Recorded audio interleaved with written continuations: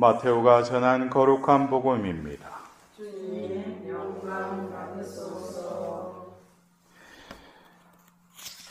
그때 제자들이 예수님께 다가와 하늘나라에서는 누가 가장 큰 사람입니까? 하고 물었다.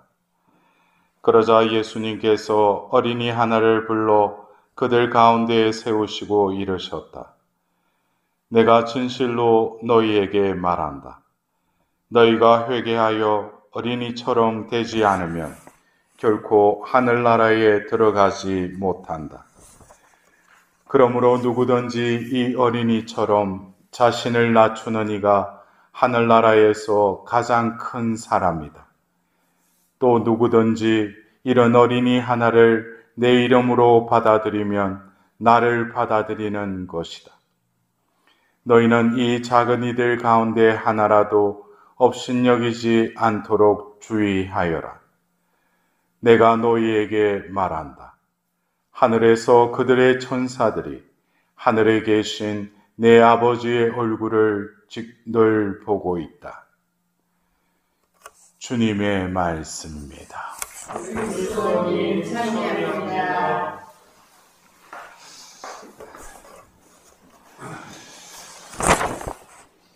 여러분들은 오늘 수호천사 기념일을 지내면서 그 이름에도 수호, 지켜주고 보호해준다는 거예요. 여러분들은 수호천사의 그 존재됨을 조금 이렇게 의식하려고 하고 있습니까? 네? 우리가 수호천사께 드리는 기도, 우리가 삼종기도 바칠 때도 수호천사에게 드리는 기도를 바치면서 오늘 나에게 맡겨주셨다는 거예요. 지켜주시고 이끌어주시고 보호하소서. 근데 얼마만큼 그 천사의 그 우리를 보호하신데 뭐에서 보호하겠어요? 악에서 우리를 보호해 주신다는 거예요. 그리고 인도해 주신다는 거예요. 어디로 인도해 주시는 거예요? 주님의 길, 주님의 뜻으로 우리를 이끄신다는 거예요. 그렇다면 내가 이 수호천사를 의식한다면 무엇보다도 내가 하나님의 뜻, 하나님의 길, 그것에 대해서 늘 염두에 두고 그것에 대해서 내가 마음을 두고 있느냐. 그것이 어떻게 보면 내가 위험해서 보호해 주시고 그냥 지켜주시는 그것에 그 수호천사의 존재를 이해하는 것은 너무 일부분적으로 수호천사를 이해하고 있다는 것이죠. 우리가 먼저 천사와 우리 인간이라는 존재는 뭐가 근본적으로 틀립니까? 그 존재됨이 천사는 영적인 존재죠. 그리고 우리는 육적인 존재이면서 또 영적인 존재이기도 하죠. 그래서 우리가 코드를 맞추려면 우리가 얼마나 영적인 삶을 살아가느냐에 우리가 마음을 두고 그것에 내가 회개의 삶을 살아가려고 할 때 천사가 내 눈에 보이는 수호천사가 내 옆에 있는 것이 이렇게 보이고 듣는다 이러면 아마 이 세상이 혼란스러울 거예요. 그러나 이 천사라는 이 영적인 존재는 은밀하게 눈에 보이지 않지만 우리 내면에 그 하나님이 계신 그 우리의 성전에 또 하늘의 그 성전에서 천사들이 그 하나님께 거룩하시도다 거룩하시도다 거룩하시도다 하면서 우리가 매번 이 미사 때 이사야서의 그 말씀을 되풀이하지 않습니까? 그래서 이 천사라는 이 존재는 어떤 존재론적으로도 틀리지만 그 내면을 보면은 천사는 하느님밖에 없죠. 그러나 우리는 뭐예요? 하나님을 생각하고 하나님께 또 영적으로 관계를 맺으려고 하는 나도 있지만 또 육적인 삶을 살아가는 나도 있어요. 그래서 결국 이 천사라는 존재는 하나님의 존재고 그 다음에 원래 인간의 존재도 하나님의 존재로 창조되었지만 죄를 채움으로써 우리는 타락했다고 그러죠. 그러면서 영적인 삶과 육적인 삶이 이렇게 생기게 되는 거예요. 그래서 우리가 천사가 원래 하나님의 그 존재라면 우리가 예를 들어서 루시펠이 어떻게 악마가 됐어요?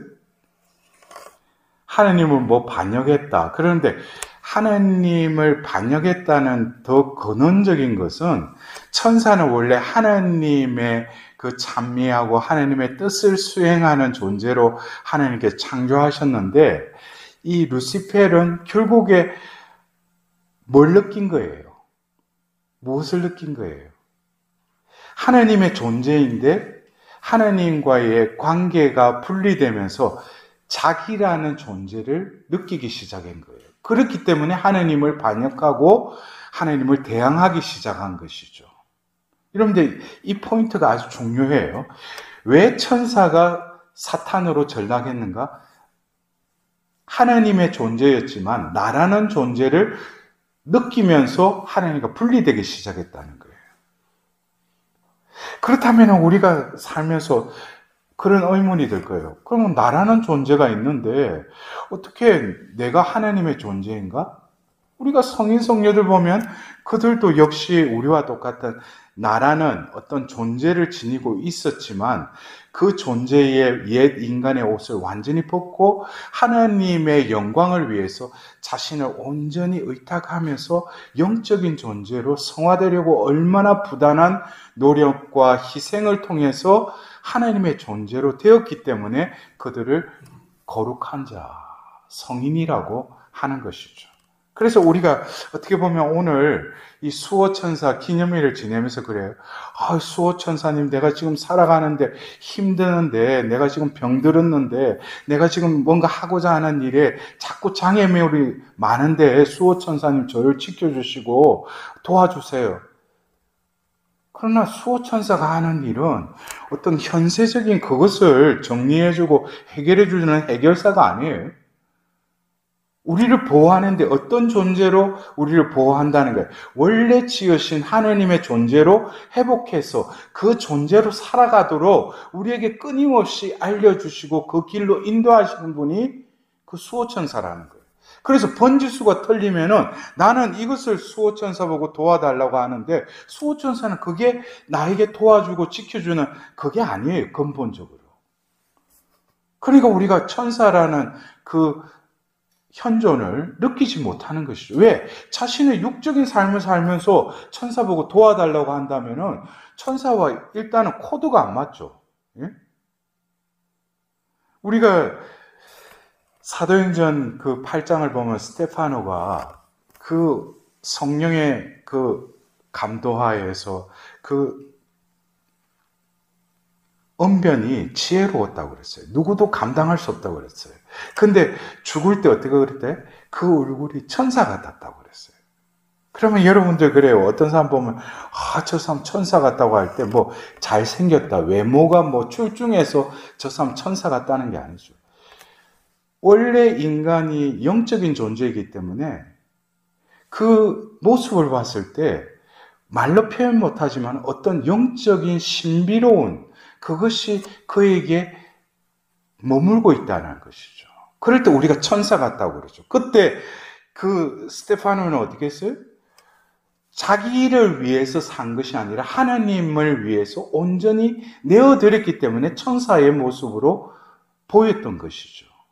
그리고 우리가 요즘 뭐 우리가 추석 연휴들 지내고 있지만은 보이지 않게끔 어떤 사람은 자기가 가지고 있는 것을 몰래 어디 갖다 놓고 그걸 나눠주라고 그런 사람들 보고 우리가 그랬잖아. 저 사람 천사 같다 그러잖아요.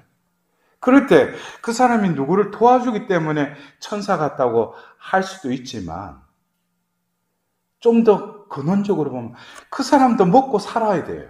응? 자기 것이 필요할 거예요. 근데도 뭐예요? 자기 것을 나누어준다는 거예요.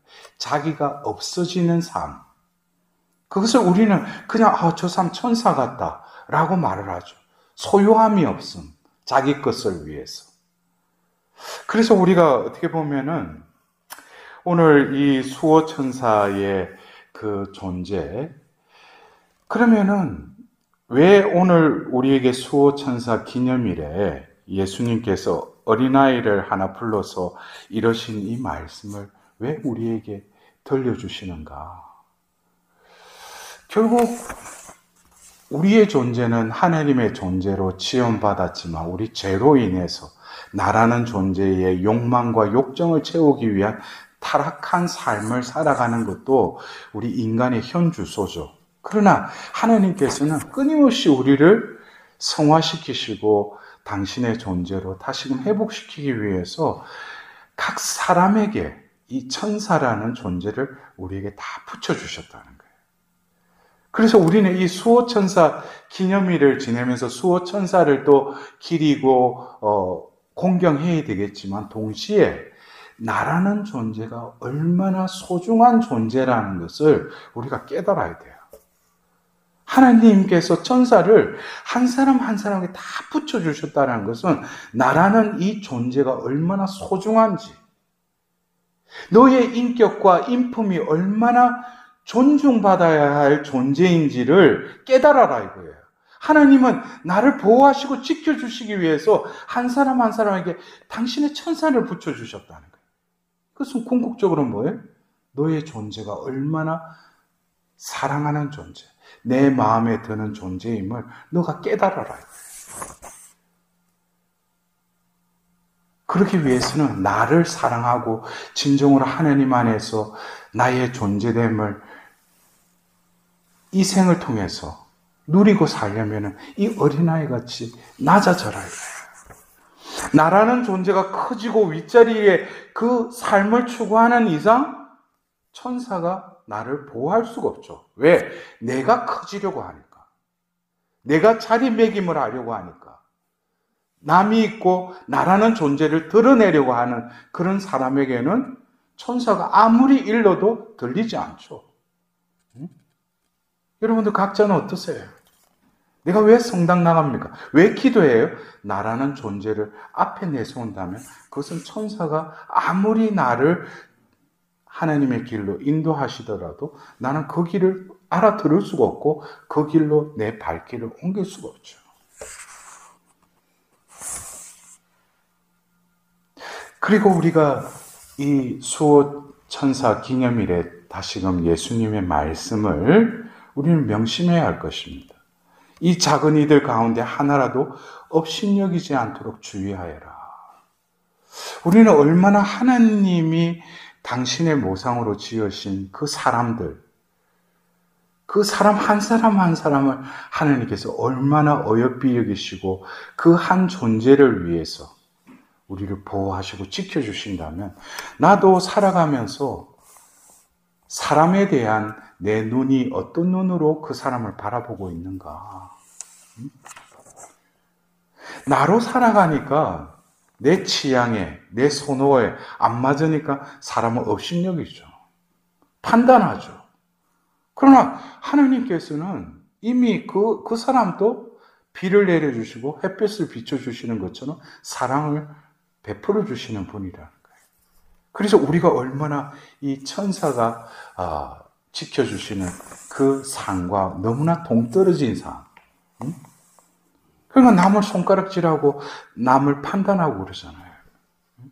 그것은 결국 제가 서두에서부터 말씀드렸듯이 결국 이 모든 그 죄의 발단은 어디서부터입니까? 원래 하나님의 존재로 지음받았지만 어느 순간에 죄를 지음으로써 하나님의 존재로부터 나라는 존재가 분리되어 나왔고 이제는 나라는 이 존재가 내가 진짜 존재하는 줄 알고 내가 살아가려고 하고 내가 얻으려고 하고 내가 소유하려고 하는 그런 불합리성과 자가당착에 빠지다 보니까 천사의 그 삶은 천사의 그 이끄시는 삶은 우리의 삶과 너무나 동떨어진 삶을 살아가는 것이 우리의 현실이 아닌가 싶습니다.